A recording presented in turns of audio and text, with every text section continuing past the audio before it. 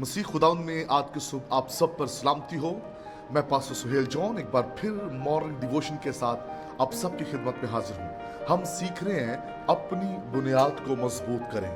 खुदा के लोगों, ये हमारे लिए नहायत ज़रूरी है कि हम अपनी बुनियाद को मजबूत करें।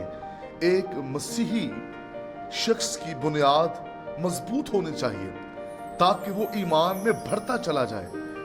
जिनकी बुनियाद जबरदस्त नहीं होती, मजबूत नहीं होती, याद रखिए वो कमजोर ईमान होते हैं, वो कहीं भी गिर सकते हैं। आगे बढ़ने के लिए हमें अपनी बुनियाद पर काम करना है।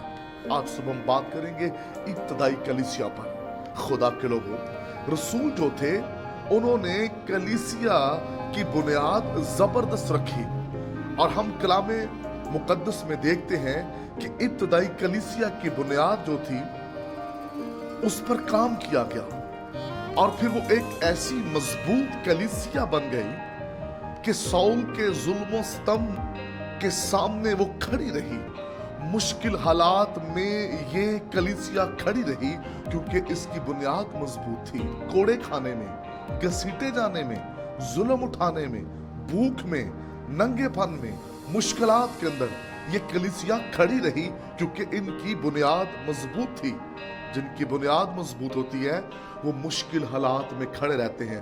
तूफान आते हैं, आंधियां आती हैं, मुश्किलात हैं, लेकिन याद रखिए इन तमाम मुश्किलों के अंदर कलीसिया खड़ी रहती है।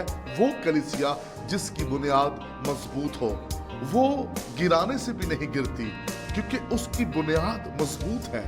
उसकी जड़ें जो हैं वो जमीन तक फैली हुई हैं, वो एक तनावर दरख्त हैं। याद रखिए खुदा के लोगों, कलीसिया की बुनियाद का मजबूत होना बहुत जरूरी है। कलीसिया टूट फूट का तब शिकार होती है जब उसकी बुनियाद मजबूत ना हो, जब लोगों को लालच के तहत जमा किया जाता है, जब लोगों को ओहदे की ऑफर करके जमा किया जाता है।